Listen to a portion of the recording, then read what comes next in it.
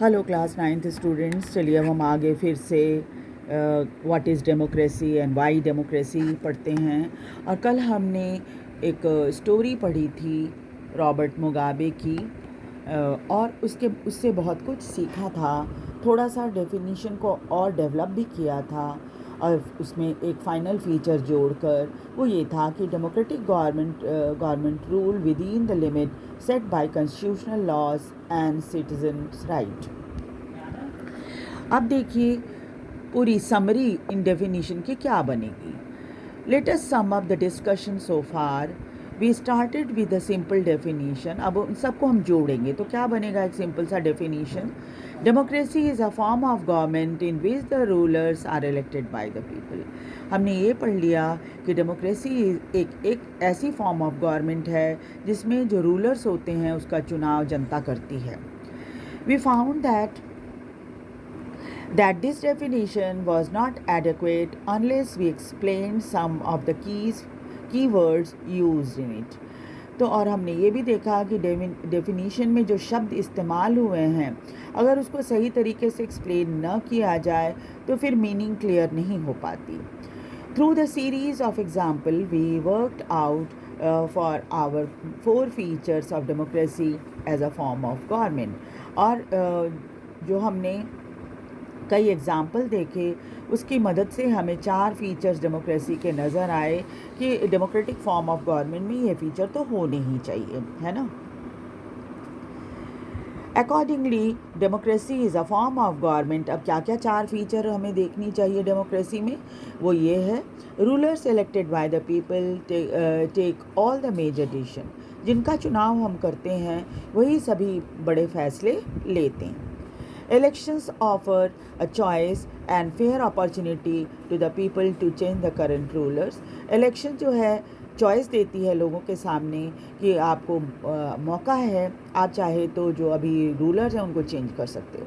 जैसे अभी आप देखिए मई जून में इलेक्शन होने वाला है, आप चाहे तो सरकार बदल सकते हो, कोई दूसरी पार्टी की सरकार बना सकते हो, है ना, वोट देकर। करंट रूलर को आप चाहे तो चेंज कर सकते हो। This choice and opportunity is available to all the people on an equal basis. और ये चॉइस और ये मौका सभी को बराबर मिलता है ना।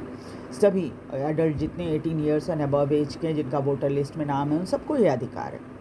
The exercise of this choice leads to government limited by basic rulers of the constitution and citizen right. और ये एक्सरसाइज जो है उनको सरकार को क्या करती है, संविधान के अनुसार चलने के लिए बाध्य करती है।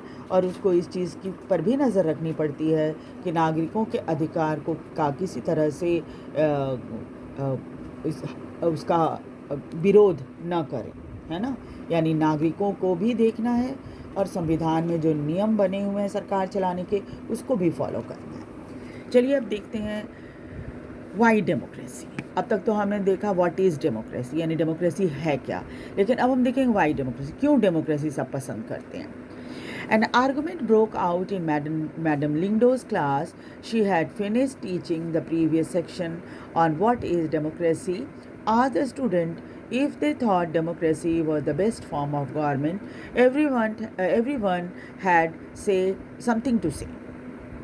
अब क्या है, अब तक तो हमने देखा डेमोक्रेसी क्या है, हमने सीख लिया डेफिनीशन उसका। अब हम देखेंगे कि क्यों ऐसा लगता है कि democracy best form of government है। अब उसमें क्या होता है, मैडम लिंगडो की क्लास में बच्चे आपस में डिस्कशन कर रहे हैं। चलिए देखिए डिस्कशन में क्या रिजल्ट निकलता है। Yolanda, we live in a democratic country. हम एक प्रजातांत्रिक देश में रहते हैं। All over the world people want democracy. पूरी दुनिया में सभी लोग डेमोक्रेसी पसंद करते हैं, यानी डेमोक्रेसी चाहते हैं। Countries find that were not democratic earlier are becoming democratic. Countries that were not democratic earlier are becoming democratic now. जो देश पहले डेमोक्रेटिक नहीं थे यानी प्रजातांत्रिक नहीं थे वो अब डेमोक्रेटिक होते जा रहे हैं। All great people have said nice thing about democracy. जितने महान लोग हुए हैं सब ने डेमोक्रेसी के बारे में बहुत अच्छी अच्छी बातें कहीं है। Is it not obvious that democracy is the best? तो ये प्रश्न उठता ही क्यों है, वाई डेमोक्रेसी? सभी कह रहे हैं अच्छा है तो अच्छा ही होगा, बेस्ट होगा। Do we need to debate this? क्या इसके ऊपर बहस करने की भी ज़रूरत है? Tankini. But Lingdom Adam had said we should not accept something just because it is famous. तो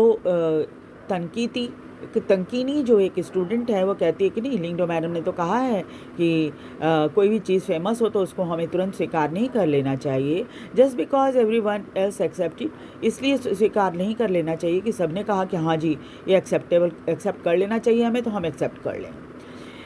is it possible that everyone is following a wrong path? क्या ऐसा संभव नहीं है कि हो सकता है हम सब मान तो रहे हैं कि महान लोगों ने कह दिया कि डेमोक्रेसी अच्छी है, लेकिन हो सकता है ये गलत रास्ता हो? Jenny, yes it is actually a wrong path. तो जेनी कहती है नहीं, सचमुच ये गलत रास्ता है।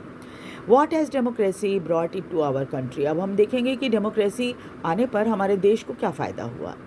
7 decades of democracy and there is so much poverty in the country. आप देखो 70 वर्ष हो गए हमारे देश को डेमोक्रेटिक स्वतंत्रता मिले हुए और डेमोक्रेटिक बने हुए, लेकिन क्या है, आज भी हमारे देश से गरीबी नहीं गई। Ribiang, but what has democracy got to do with it? तो बोलते हैं कि भाई इससे क्या लेना देना है डेमोक्रेसी का। Do we have poverty because we are democratic? क्या हम डेमोक्रेटिक हैं इसलिए गरीब हैं?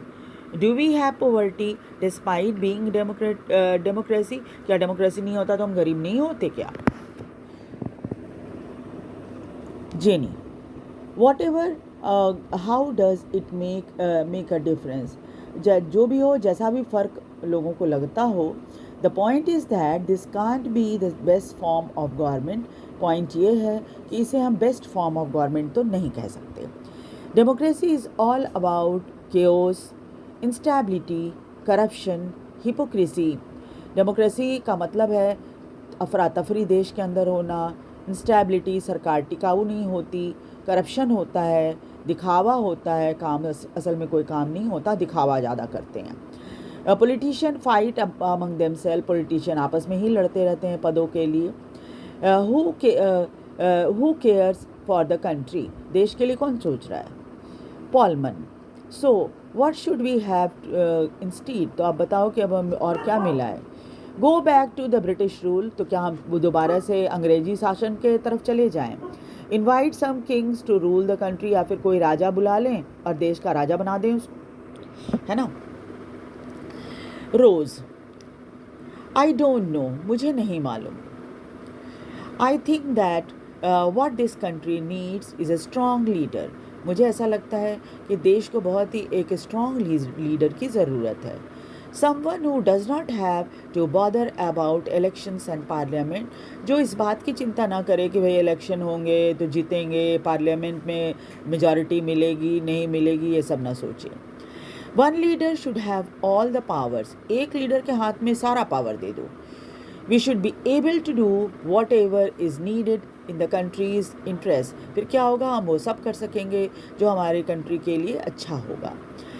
That alone can remove corruption and poverty from the country. इससे क्या होगा, हमारे देश की में करप्शन और पॉवर्टी ख़त्म हो जाएगी। Someone shouted this is dictatorship, तो पीछे से किसी ने कहा कि भैया ऐसा अगर होगा तो भाई तो डिक्टेटरशिप में और डेमोक्रेसी में फ़र्क ही क्या रहा। होई, what if that person start using all his powers for himself and his family? तो रोज़ ने जो सलाह दी थी कि एक व्यक्ति को सारा पावर दे दो, तो उन्होंने कहा कि भाई ठीक है हमने दे दिया, लेकिन अगर उस व्यक्ति ने पावर का गलत इस्तेमाल करना शुरू किया तो क्या किया जाएगा? अपने लिए करने लगा, परिवार के लिए करने लगा, देश को छोड़ दिया। What if he corrupt himself? क्या हो सकता है वो खुद भी करप्ट हो जाए। पावर ऐसे भी कहा जाता है पावर करप्ट्स मैन। तो Rose I am speaking only of the honest and sincere and strong leader. तो रोज़ कहती है कि मैं तो सिर्फ उन लोगों के बारे में बात करती हूँ जो बहुत ही ऑनेस्ट हैं, बहुत ही सिंसियर हैं और बहुत स्ट्रॉन्ग हैं, जिन पर इतने छोटी छोटी बातों का प्रभाव नहीं पड़ेगा, लालच नहीं होगी उनमें। होई, but that is not fair, लेकिन इसको तो फेयर हम नहीं कह सकते। You are comparing a real democracy with the ideal dictatorship. तुम डेमोक्रेसी को एक आइडियल डिक्टेटरशिप से कंपेयर कर रहे हो। We should compare an ideal with ideal, real with the real.